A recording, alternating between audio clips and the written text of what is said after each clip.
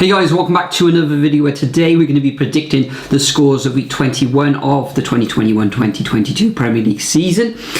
We're recording this on Thursday lunchtime. There is one more game to play of week 20, which is Manchester United against Burnley this evening. The Everton-Newcastle match has been postponed due to the ongoing demonetised virus and everything like that. But before we get on now with week 21 predictions, let's have a quick look at how well we've so far got on in week 20.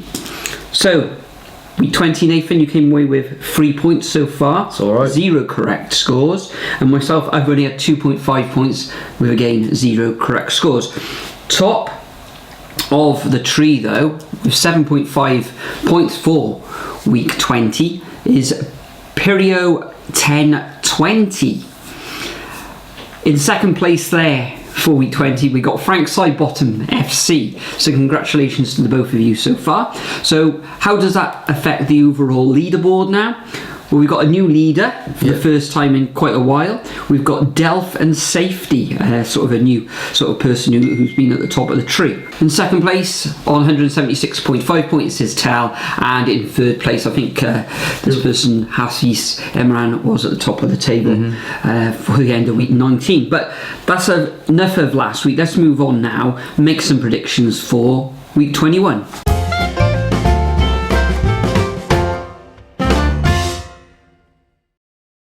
Okay, so first up we have the 12:30 on New Year's Day between Arsenal and Man City. Now Man City 10 games in a row and just mad, absolutely mad. And Arsenal, they're doing really well as well, scoring left, right and centre. Saka's having a field day, beating Norwich 5-0 on Boxing Day but didn't play midweek obviously. Difficult one this one, but Man City have just been ridiculous as of late, so I'm going to go 3-0 to the Citizens. Yeah, I think Man City will come away with all 3 points in this fixture, but Arsenal will make it difficult for them. Brand new year and all that, live on BT Sport. As you say, Nathan, Man City now 10 games on the bounce. Victorious, that's 30 points they've got gained in their last 10 matches. I think Arsenal will score in this one. As you say, Saka's on fire. Odegaard's looking a real good player as well. And Lacazette is getting in amongst the goals and assists. So I'm going to go for 2-1 to Manchester City. Interesting. Next up, we've got the first of the 3 o'clock kickoffs on New Year's Day. We've got Leicester coming up against Norwich. Now, Norwich get battered everywhere they go.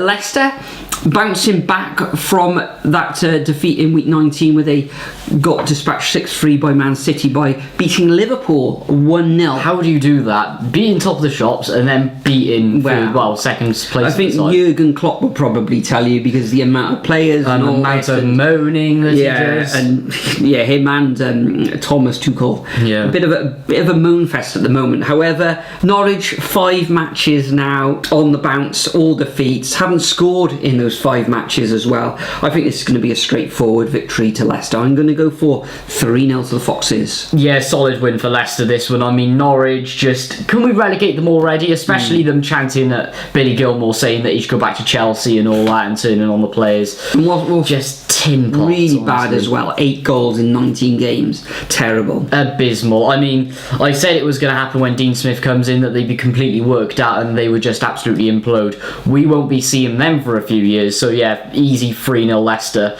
Next up we've got Watford versus Spurs. Now Watford losing against West Ham 4-1. That defence is just Claudio Ranieri'd itself. Another one onto probably his sacking list. And then Spurs doing extremely well. However, they did draw against Southampton, which is quite interesting in midweek. So yeah, I fully expect Spurs to come back from that. And yeah, they've just been great recently, so I'm going to go 2-1. Yeah, I'm going to go exactly the same as you on this one, Nathan. 2-1 for me as well.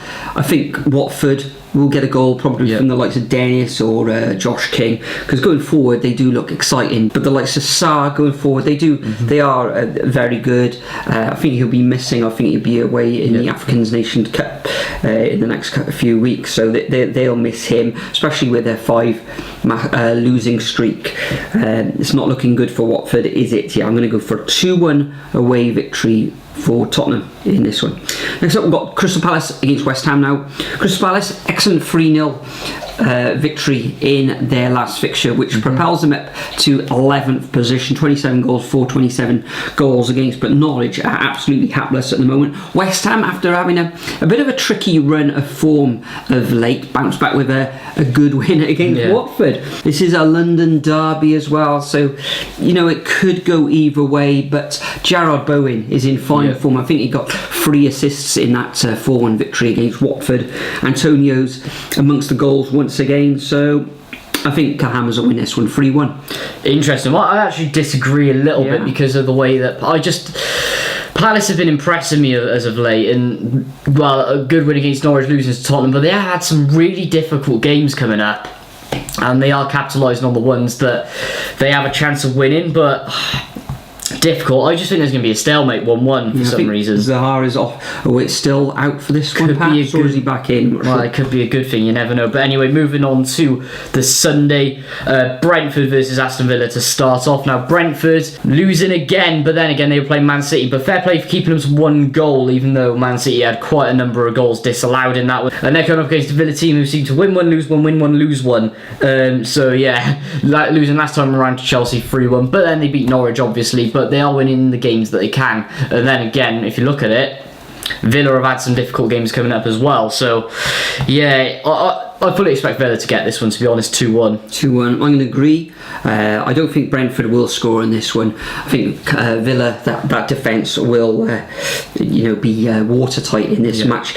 Brentford, as you say, they did have their chances against Man City, just couldn't put them away. Ederson made a couple of fantastic saves for the citizens in that match. And Villa, I think they didn't play in the last game round, did they? No, they didn't. Because of demonetised virus and all that. But a 3-1 home defeat against Chelsea wasn't too clever, but I think they'll bounce back in this fixture 1-0. Then we move on to Everton against Brighton. We know that Everton aren't playing this evening. Brighton, last time out, carved out another draw. That's 4 draws now in their last 6 fixtures.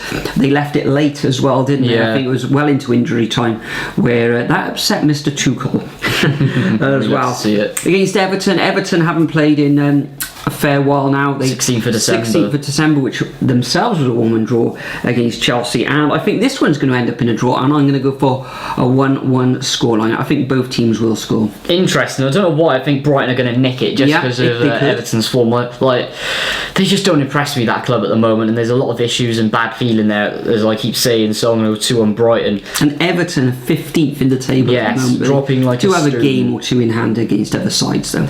Absolutely. Anyway, moving on next, we've got Leeds versus Burnley. Now, Burnley currently in 18th position on 11 points, but then again, they've only played 15 games, and you have Man City, Chelsea up to 20, so they've got 5 games in hand, so that could all change a lot. And they're going up against a Leeds side who, look at that defence, conceding 3 to Chelsea, conceding 7 to Man City, and then 4 to Arsenal. But then again, that's a hard run.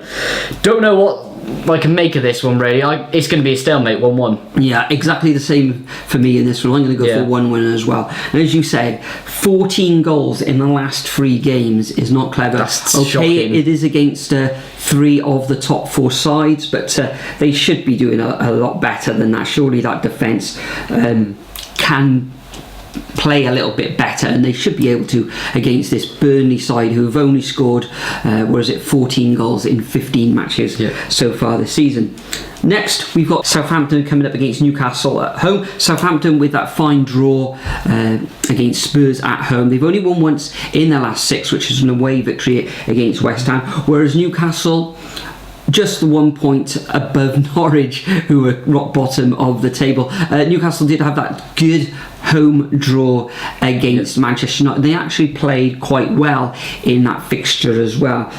But going away Southampton, it's a long way down there to the south coast. And I think, even though they probably go into this game fairly confident, Newcastle, I think Southampton are going to win this one 2-0. I actually think it's going to be a 1-1 draw here. I mean, Newcastle, you just can't predict with who they play, to be honest. And Yeah, They need to start picking up they need points, to don't pick they? up points. So I think it'll be a typical Eddie Howe grind out result. So if he can get that attack working and just sort of clean the defence up, even though we know it's Eddie Howe, I think it's going to be 1-1 again. Next up, we've got the 4:30 on Sunday between Chelsea and Liverpool. Difficult one, this one. Klopp loves to stop. Well, he never stops moaning, does he? Losing to Leicester 1-0, and then Chelsea draw fest at the moment. I mean, drawing again, of course, to Brighton, leaving it late. Difficult. One's going to sneak a win here. I don't think it's going to be a draw, and I'm just edging it towards Liverpool at the moment. So I'm going to go 2-1 Liverpool. Another score that I'm going to have exactly the same as you. I think Liverpool will edge this one as well. It's going to be, I think this is the last game a lot of players are going to be playing before they go off to the African Nations Cup. You got the likes of Mane and Salah for Liverpool, for Chelsea as well. I think you've got the two goalkeepers in Mendy and the young goalkeeper as well, and I think they've got Hakim Ziyech is not going because I think he's had a falling out with the Morocco manager, hasn't he? So it's going to be a tight match. It's going to be exciting, this game. It's live on Sky 4:30 on Sunday. I'm just going to edge Liverpool 2-1. And the final fixture of this game week takes place on Monday. It seems like Manchester United are playing the last of all teams in these last 3 game weeks. They're coming up against a Wolves side who haven't actually played themselves for a little while now. I think the last time they played was on the 19th of December against Chelsea, where they drew 0-0. They've actually played in the last 6 fixtures. They've had 3 fixtures that have ended up 0-0, and the other 3 have ended up either in a win for them for 1-0, where they beat Brighton, and the other 2 they lost 1-0 to Liverpool and 1-0 to Manchester City. So there's not going to be a lot of goals in this one. Manchester United not looking great at the moment. Rangnick is struggling. He is struggling a little bit. We thought they come in like Ollie came in, bang, and they overpower teams, but it's sort of going downhill again. I don't think there's going to be any goals in this one. I'm going to go for 0-0. I think United will just edge it 1-0. I mean, looking at Wolves' recent results minus all the draws they get, I can just see Man United getting through. In particular, Wolves have had a lot of time away from it, and Man United have been building something. So I think just because of that long break, they're going to lose temper, Wolves. So 1-0 just to United.